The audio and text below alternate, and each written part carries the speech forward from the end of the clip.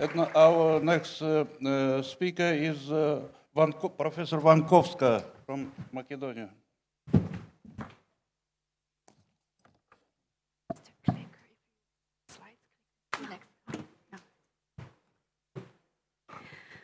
Hello, thank you for this wonderful opportunity to belong again to the global majority. I come, as you heard, from a small country, Macedonia.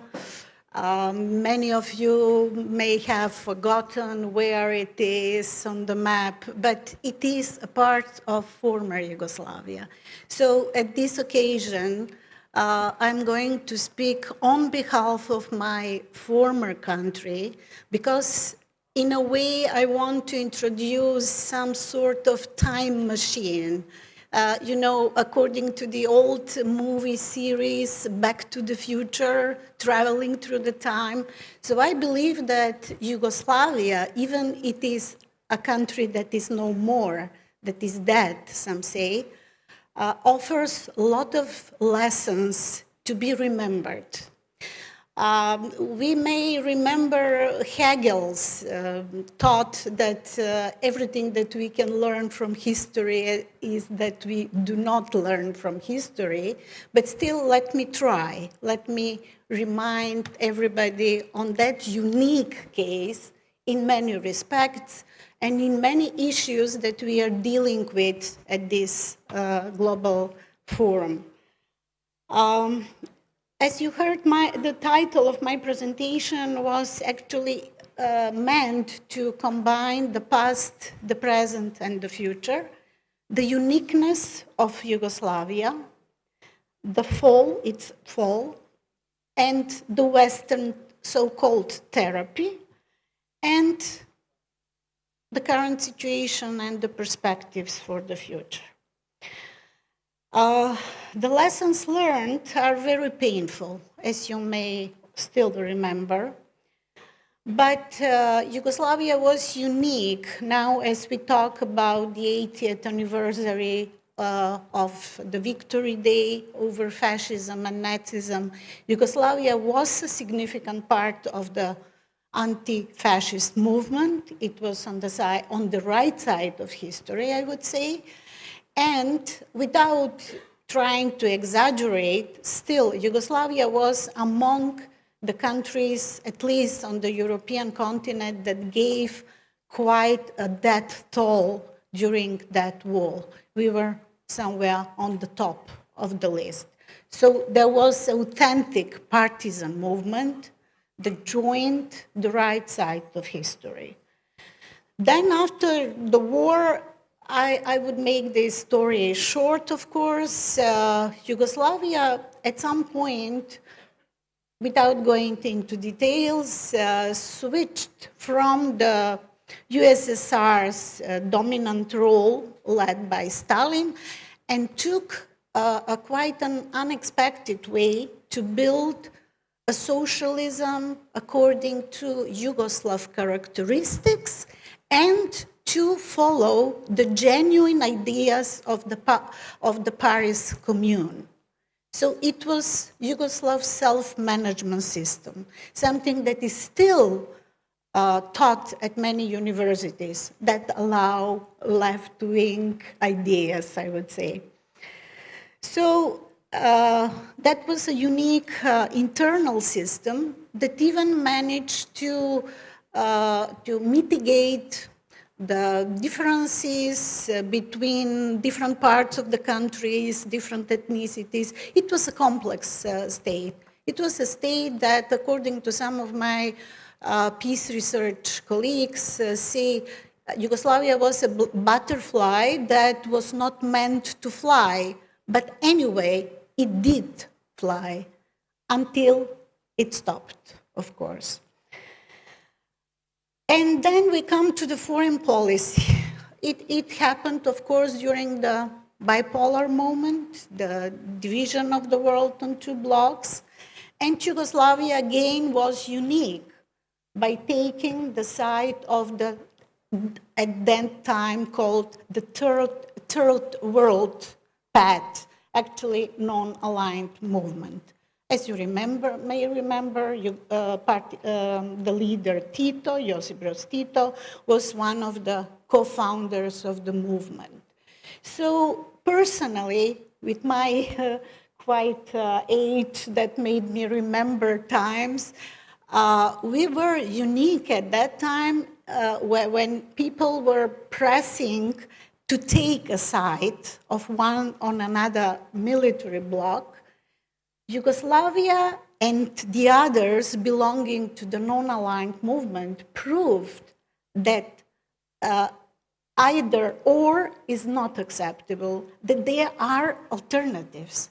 And that is exactly against the dominant mantra that is currently embedded deeply in our post-Yugoslav society, and that is TINA principle. There is no alternative to neoliberal capitalism, political liberalism, multi-party democracy, and of course NATO and EU. NATO and EU became a secular religion. So whoever is questioning these two organizations and associations is a security threat. So there is no freedom of thinking, and even the idea of thinking about alternatives, about creative thinkings, at the moment when the world is changing so dramatically. At this moment, I think I would not make a great mistake to say that most of the post-Yugoslav states have no foreign policy at all. It is led from Washington or from Brussels eventually, but it is not meant or not made by the people, for the people, or having in mind all the interests.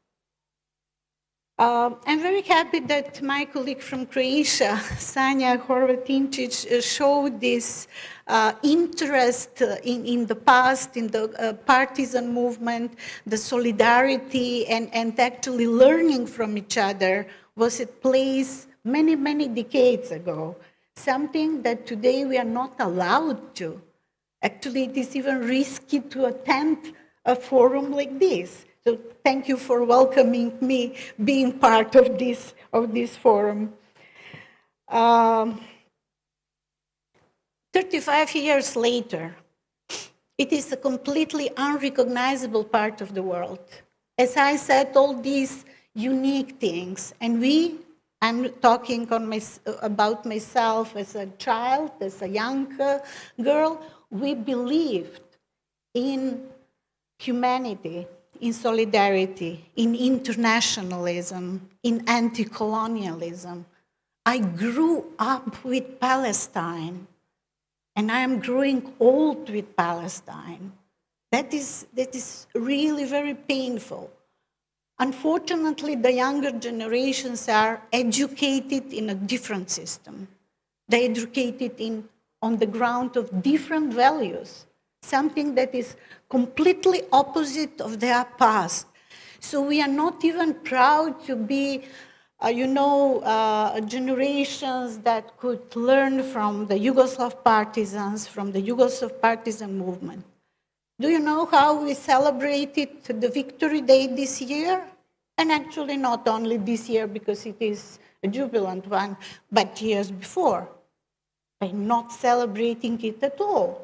Because now there is a replacement. There is 9th of May, which is called Europe Day. So the partisan movement is completely irrelevant. And what we did practically is what Marx warned: don't throw away the baby together with the water. Dear Professor, 1 minute left. Yes, I'm concluding. I didn't have much time to talk about necessity, urgency, to think differently, to oppose the dominant mantra, to oppose everything that is said to be the only truth.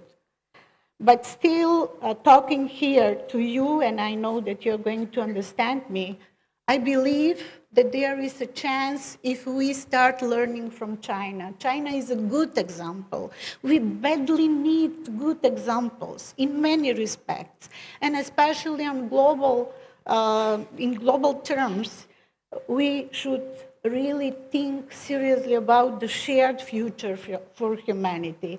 As a leftist, I'm free here to say and to quote Rosa Luxemburg and to say socialism or barbarism. That is our dilemma. If you are not leftist, sorry, then I can give you an alternative, multipolarism or disaster, or neo-fascism. Thank you very much for your attention. Thank you very much for your fruitful report.